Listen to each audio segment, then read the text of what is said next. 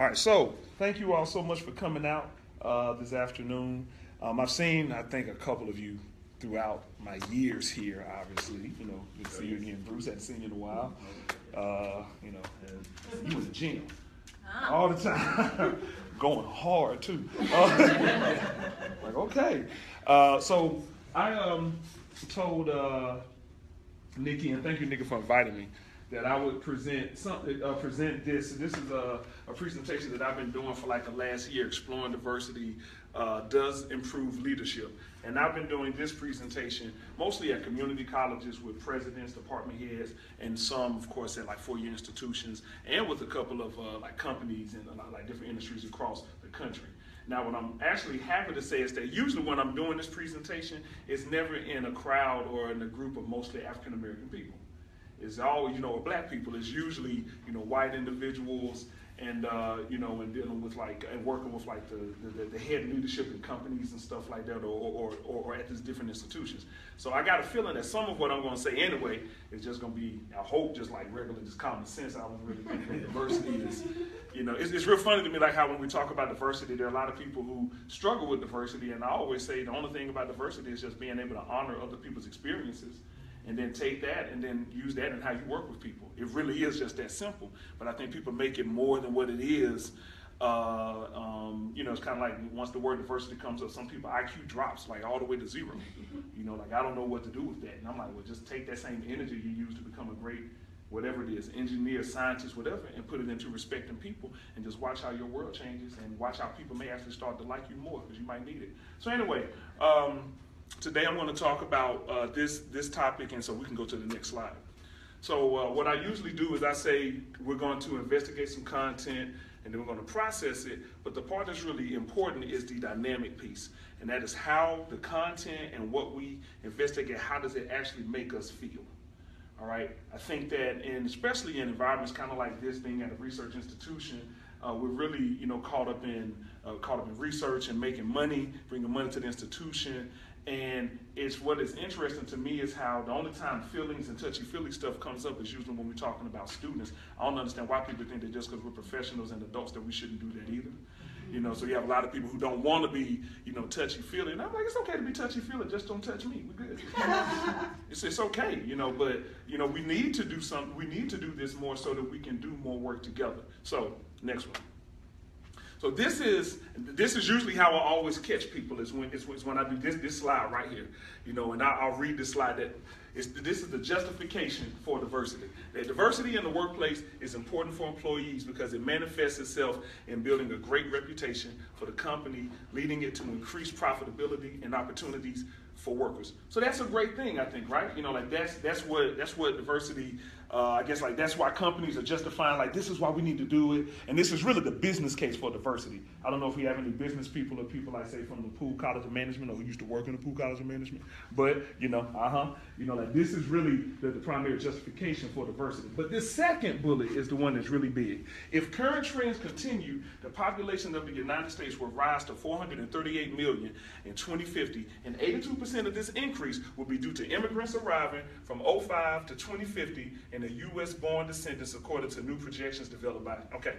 So, in essence, just to simplify, what it's really saying, which is what I know, I'm sure a lot of us know, half of the population by 2050 is basically going to be brown, or it's going to be mixed. Majority black people, majority Latinos, you know, and us really mixing together, which we make some beautiful babies when we do that. But anyway, so the problem that I have is that, and well, I shouldn't say the problem that I have, the way that I address this is I always tell the companies that I go to is I despise this justification.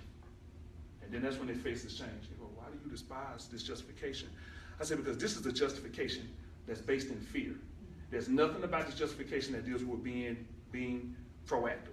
There's nothing about this justification that deals with addressing the history that got the companies to where you are, where you're probably not diverse, and it's because of your policies, and it's because of the people who ran your company, or let's say NC State or any other institution that is historically white. We don't say majority white or predominantly white because no one's dominant over me, and I'm not a minority because I'm not a child. There's nothing minor about me, so I don't use the word minorities to describe us at all. Plus, you don't lump me in with other people anyway because I'm my own person. So what I say is that this is based in fear, because what you're saying is the populations that are already here, we need to get ready for them. because the numbers are going to be so big in 2050. That's why I say it's based in fear. They're already here. How many people are here from New York?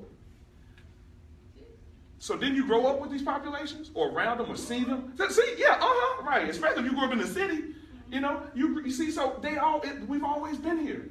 Black and brown. And of course, American Indian, we stole the land from them, you know. Well, we didn't steal it, but there's a little bit of history that people need to understand. Black people contributed to some of that land being stolen, if you know the history of the Buffalo Soldiers. So because I love my history, but I also know that we were used to push against our ancestors. As a person who has Indian blood running through him too. So we're not innocent either. Okay? But we didn't set it up. You see what I'm saying? We were used. You know, and that's the part that I like, you know, that's the part that I really like to explain, you know, so that, especially us as black folks sometimes, you know, we don't get too strong around the diversity conversation just because we know what racism is, right? Because we know about racism, but then we push heterosexism all day and all night, as Christians in particular. Or we know about racism, and then some of our men push sexism, and some of the women, because of internalized oppression, allow it and go with it because it's part of our culture. So even we struggle with it on a lot of levels too. That's why I didn't mind talking about this topic like this, because I was like, everybody can benefit from it. So what I tell companies is that if this is your justification, then you're operating from fear, because what you are doing is you're disregarding all the history that led up to it. So then that's why companies focus a lot on how the company looks. I don't really care about how you look. I'm more concerned about how you operate. Just like people who have good ideas. Like, I love idea people if you are an idea person that works.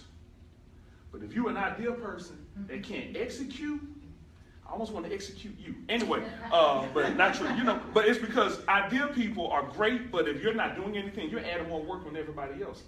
You know, so then you become a problem in the company too, even though you have great ideas. Anyway, next slide.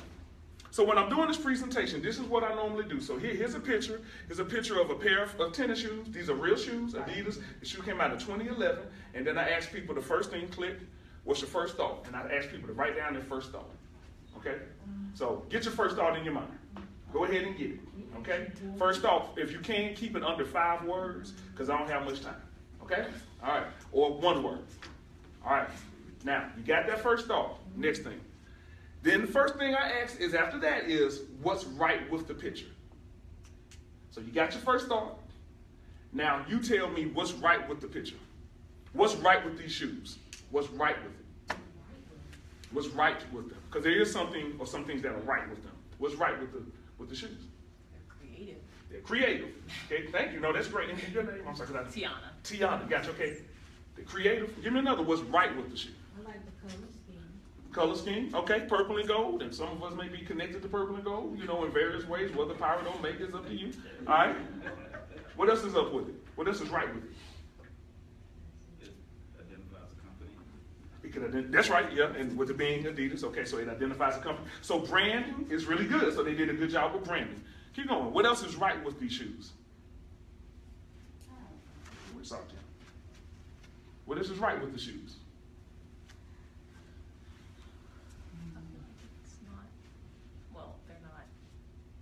Sex-oriented, like it could be for women or men. Oh, that's true. It could be for women or men. Yeah, exactly. Yeah, because it's just basketball shoes. So they could be unisex. That's good. So it crosses genders, multiple genders these days. You know, what else is right with the shoe? I think it hits the age frame, because I don't see none of us being old enough to wear that. I see my 19-year-old son wearing that in that age frame. Oh, I feel I'm with you, but no, I'm young enough to wear these. So I can wear these. I'm young enough to wear these, and young enough to run in them and play basketball too. But I hear you. I'm with you. I understand what you're saying. No, you're right. So that means that it's targeted almost appropriately, Yes. right? And then what else is right with the shoe? I mean, just look at the shoe. Say it again. Functional. Functional. That's the thing. It's functional. You can wear the shoe, and you can probably hold it on your feet. It's gonna stay on your feet, right? Now, what's wrong with the shoes? See? It could be taken. Shackles. Bondage, oppression. Bondage, Trying to hold me down. Trying to hold me down. See? They got the past slaves by nail. Ooh, come on. Got the past slaves buying slave represent. Oh man, that's cold. Charmaine, that's cold, but that's so right. Oh, that's cold. I love it. I love it.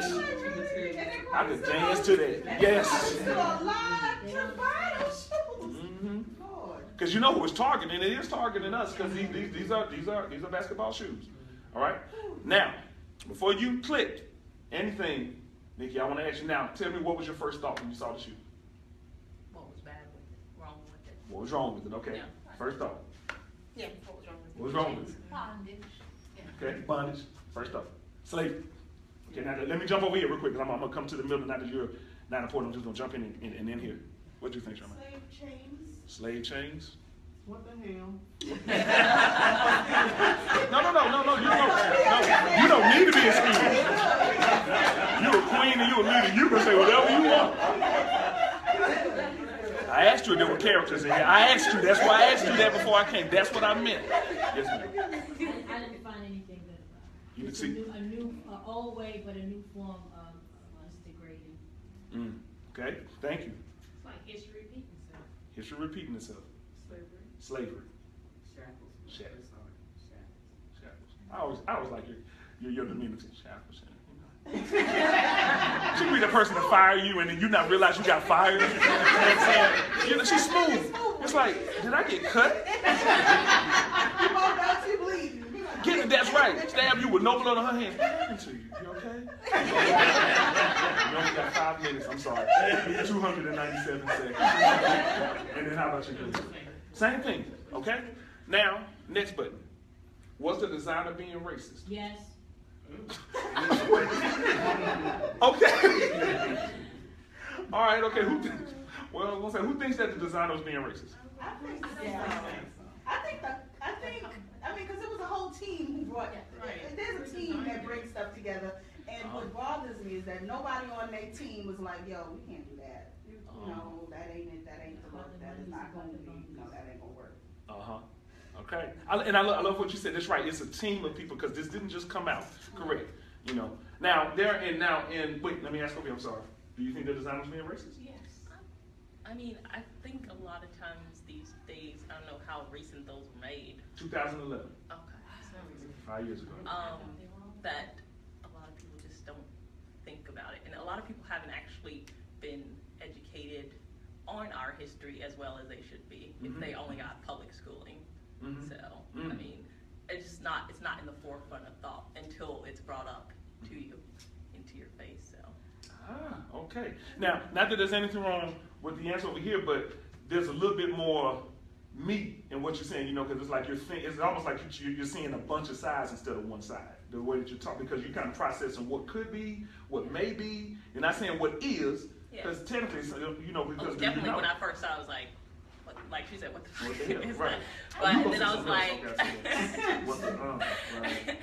Then I was like, well, like you said, a lot of these companies are now trying to be more diverse and make sure they have people of color on their teams and stuff like that. But if they don't have that one person to be like, wait, guys, we might need to step back from this idea for a second. So, I don't know. Okay. I think this day and time, negative draws more attention than positive. Okay. So I think not even say that they were racist, but I think sometimes people put things out in a negative manner just to draw more attention to sales or whatever. But that's good. They may not be racist. Yeah, they know that that's going to draw attention. Okay. All right. And put the shoe out there. So. All right. Okay. And then I thought I heard a voice over here. I get all of that, but at the end of the day, the idea came from some old movie. Somebody, even if they don't say anything, they know. And they might not say anything for fear of losing their job. Because it is about the bottom line and getting that bonus at the end of the year. Okay. Or that contract. Yeah. Okay. I just couldn't see how they would sell it. What is going to help you excel in your jump shot? I couldn't see the marketing behind it to say for a child to wear that. Okay. What All would right. be the marketing aspect? Okay. Ms. Charmaine, that's our hand here. And for me, even if people don't have it in their forethought, they had to have some sort of thought to come up with that. Because that's not, you know, that is something that has existed in history, so somebody didn't just make it up out of thin air. Right. You know, so they had to have a thought of it somewhere, somehow, and knew that it was going to relate to our people since that's who they were targeting. So I give them no pass on that. Okay. Okay. And No, I was actually Googling it because honestly, I thought it was like sneakers that you Photoshop. So I was like, wait a minute. And then I actually Googled it because I'm not a sneaker person. I'm just not. And I just happened to Google it, and the only thing I can say is how sad that it went through so many people before nobody said no. Right. Nobody didn't think of how people would react to this. You know, it isn't like I am the boss and I say, you know what, yeah. And everybody just says go. It goes through steps. And, you know, when did somebody say, yeah, no? Nobody, because it was all about $1. right. At the end of the day, it was all about $1. That's it. So it's about money. All right. And Adidas, aren't people now burning their shoes because they released a statement in support of Trump? Isn't it Adidas? Maybe, I'm not sure. I believe Okay, it's release it, Adidas. okay. So in this context, right, that this is the shoe they produced and mass marketed. I never saw it, thankfully. I'm not a shoe person. Okay. But obviously it was sold. I Yeah. wonder how Oh. many they sold. Oh, well, see, that's the thing. So there's a story behind this, okay? But last comment. But they're burning Adidas shoes now because there was a statement released in support of Trump. Okay. I believe it's Adidas. I need to Google it. My last question was that, I don't know, I guess, so these shoes were put on the market for people to buy. Okay, because I was gonna ask, August of 2011. was it something for a certain venue or something, you know, like maybe going back to like some history, exhibit or something like that, or just, you know, there's a lot of people who play on, like they take history and they make it into to something to represent something in a way. Because I could see this being in a like a student's project showing how Black people are oppressed or like funneled into a certain way of thinking that the only way they can succeed is to play basketball or something like that. But they're still in shackles when they are going down that path. Ah, okay. So. Yeah. So this was actually put out in the market. You trying so hard to be like, I had to give a reason for this. I mean, I don't think people are inherently bad. So some good intent as much as we but can I sometimes. am not naive by any means, and I know there are a lot of people who have some screwed up thinking. I guess So. that's true. Yeah. Okay, so when I look at this picture, I see chains. So I looked up the symbol of chains and on the internet. Chains are symbolic of slavery, bondage, brotherhood, remembrance, duty, and the list goes on. It's connected to marriage as a bond. It's used in Christianity as a symbol of prayer and divine connection with God.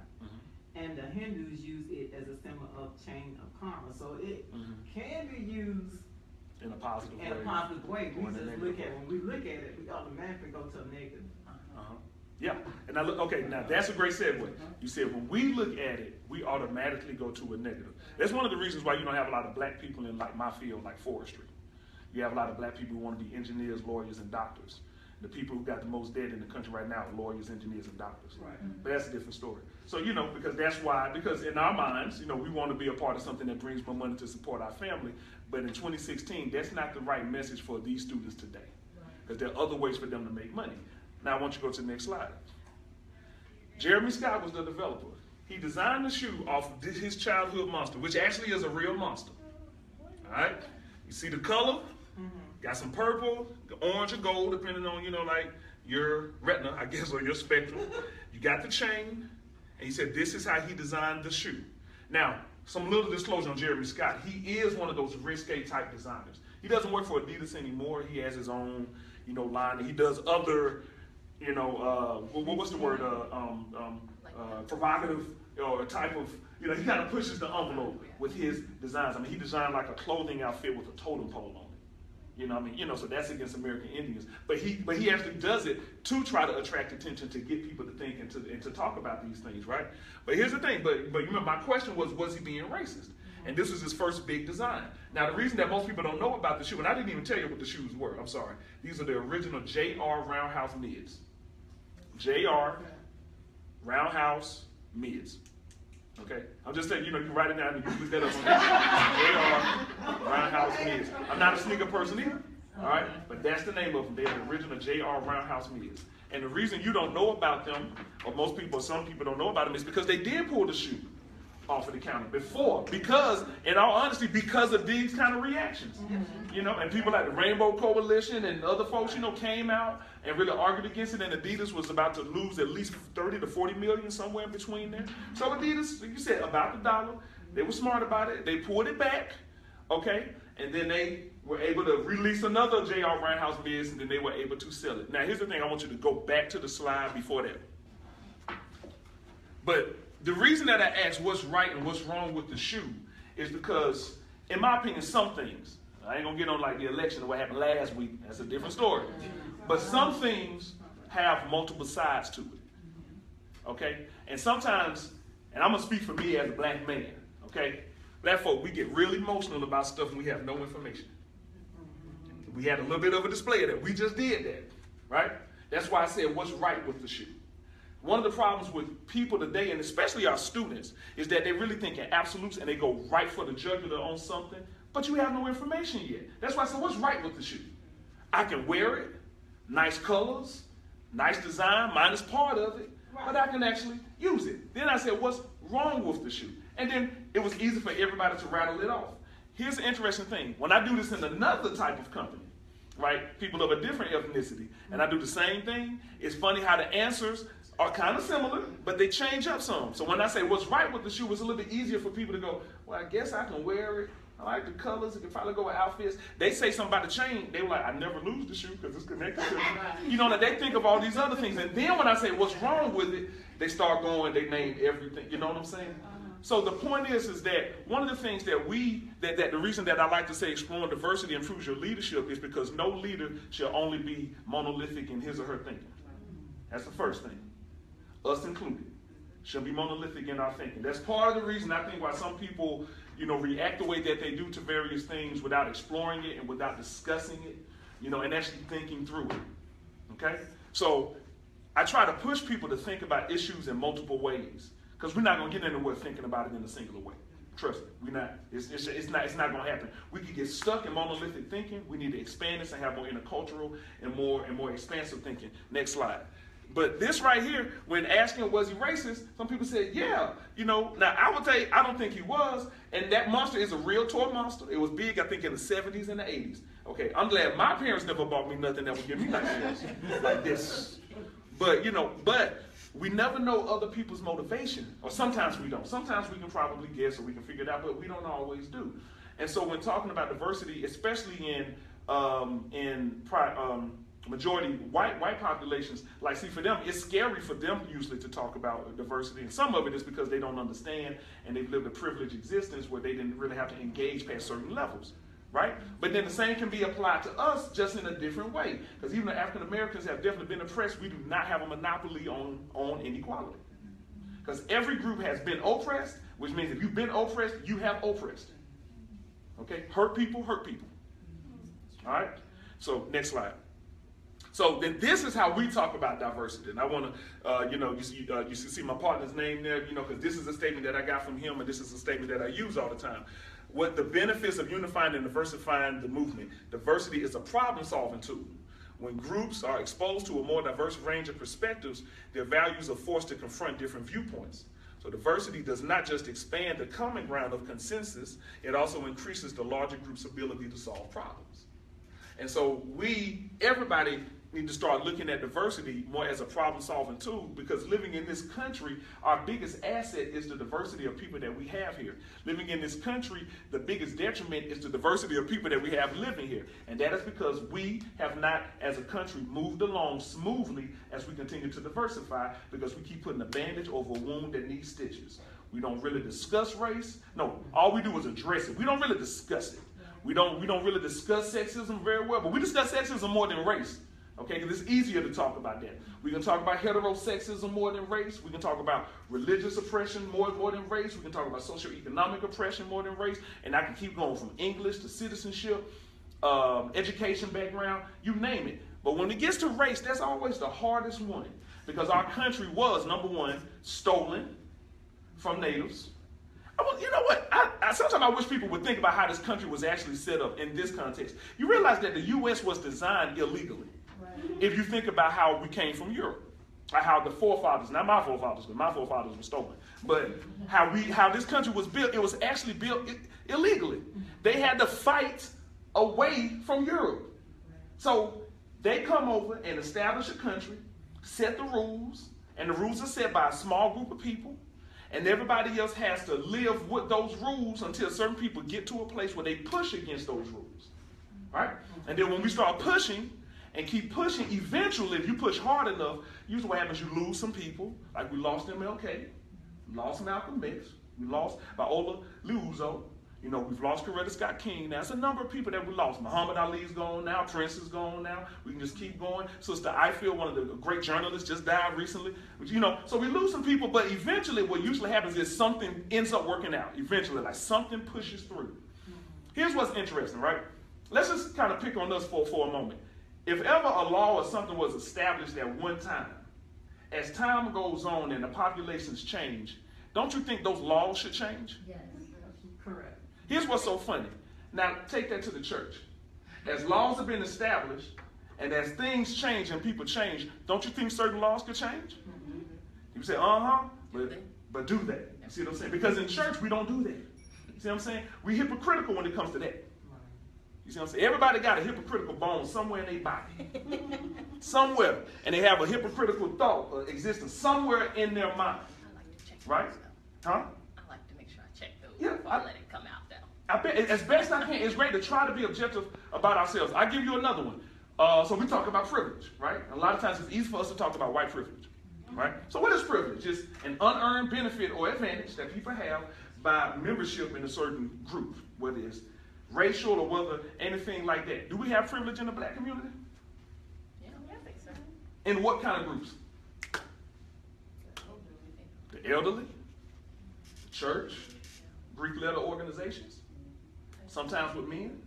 See, that's right, it gets woo. You gotta cut on, man. You know, you're stepping on toes. And I see, that's right. See, I don't care. See, I'm free. It's everywhere. And see that, but here's the reason why I'm doing this with us, because here's the thing. I believe we can do a lot more if we opened our minds and kind of checked ourselves a little bit better. Then it'd be easier for us to converse with other people because we stop BSing ourselves too. And I'm realizing that we also edify certain things that we're against. It's just that when it looks like us, we go, wait a minute. And I'm like, no, it's the same thing. The content just changed. It's the same thing. No, I mean, the context has changed. The content is still the same. This group above another group. This group above another group. See? That's why they work to get into the groups. And then my question is, how does it help the community in 2016? I said how it helped us out in the 60s and the 70s and the 80s. I said, how does it help us in 2016? And you all just agree when we talked about laws and as we evolve, certain things change. You see? So you see how you can talk about it in one sense, but we're struggling talking about it in another sense? You think about it, you see? You know, I love calling out people's BS. I love it. I love it. And I do it in the name of Jesus all the time. I'll do it for you. I'll do it. I'll let you know. Not that I want to assume everybody worship like that, but I'll let you know. You know, and that's why it's easy for me to do it. Because that's the only example that I see that doesn't do what we do. But we say that we want to be like that. So for us to be like that, we got to peel back a lot of violators. Next slide. So I borrowed this from the National Park Service. This is called Relevancy, Diversity, and Inclusion. And what I tell companies is, if we want to talk about diversity and inclusion, I'm sorry, Tim, I'm in your way. It's the deliberate, systematic inclusion of diverse and contrasting perspectives and viewpoints to create innovative, meaningful, and lasting results. And then I have another slide later, but you don't have to worry about that. RDI is the mindset and skill set from which every employee of the NPS must operate. Watch this. To be effective and provide a high return on investment, diversity training should include being directly and clearly tied to measurable, meaningful business goals, yield a measurable improvement in participants' awareness, knowledge, and skills. Now, we can tie that, going back to that second slide about justification for diversity. We can make it about money, but we can also make it about personal growth. Okay? And so when we're talking about diversity, it should be relevant and it should be inclusive. And it should be across the board. Now, here's the hard question, and that is, whose job is it to do this? Everyone. Because it's nobody's job. So it's everybody's job. That's one of my favorite quotes. If it's nobody's job, then it's everybody's. Because we can't identify certain people, because you don't have to. I look in the mirror. It's my job to do that. Because I know a lot of the privilege that I have. I still don't know it all. I'm not going to lie and say I know it all, but I know as a male, as a heterosexual male, as a Christian male, as a Southern male, I love being from the dirty South. As a young male, I mean, I'm aging now, obviously, but I'm still not there yet. I'm happy to say that. I'm 38, feel like I'm 25. And we can start talking about, benefits like if you're married, if you have children. And then we want to trip up when they bring up same-sex marriages and stuff like that. I say, I don't argue about same-sex marriage. I say I argue about the whole oppressive nature of marriage in the first place. I wish people understood how marriage was set up. And if you try to bring Christian values into it, I'm like, there's no marriage in the Bible that deals with love except for the first one. All of them deal with slavery and somebody winning something and getting somebody's daughter. See, that's why you got to study before you talk. It says study to show yourself approved, right? A lot of people ain't approved because they don't know nothing. They know what mom and daddy taught them, what grandmama and granddaddy taught them. And potentially grandmama and granddaddy couldn't read. But they were amazing though. Mm-hmm. So we got to switch up things too. That's why I was happy to do this presentation, because you can adapt it in various ways. Now, here's what I also understand, that when you start doing this kind of stuff, it can be uncomfortable. The only way it gets comfortable is when you challenge yourself. Going back to what you said, okay, you said, I try to do it before I let it come out. I try to check myself before I say something. And that's what we have to do. That's why, go back 2 slides again, to the shoes. That's why I challenge people to think about the first thought that comes to your mind, and then we can discuss that. I go, where did that thought come from? I say, what's right with something and what's wrong with something? Because it's really important if we see both. I think one person who actually did that in this country in our time was Barack Obama. I think he was pretty good at that. I think he was really good at that. First, he had no choice. They gave that man hell.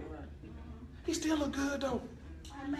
They must be aged so bad. Boy, don't they? David Dinkins, bad by the end of his term.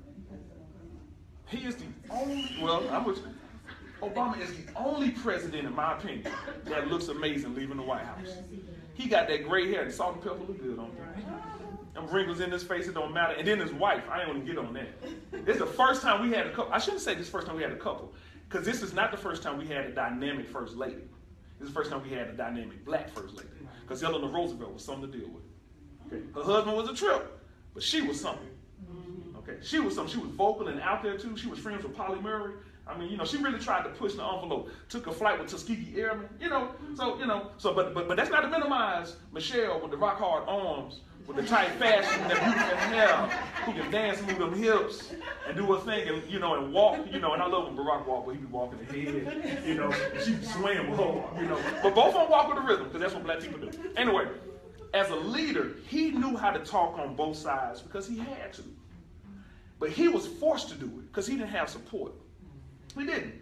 As soon as he got in, people started leaving him. Even the Democrats bounced. The Republicans gave him hell, and he still sat there and went high when they went low. Showed class when they showed ignorance.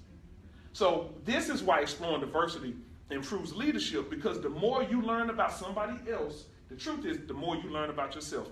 Then, the more you learn about yourself, the more you realize you really don't have room to judge anybody else. Because you yourself got a lot of skeletons, and nobody gonna know where all my bodies are. I'm taking that to the grave for me. My mama ain't gonna even know. You know what I'm saying? My sister may know because I trust her. You know, she might like my best friend. But so with that, let me pause and ask are there any questions, because it's really, I mean, there's more to the slideshow, but that's more what I do with the company. I'm not going to do that here. I just wanted to kind of open this discussion and then check in with y'all and then see what y'all think.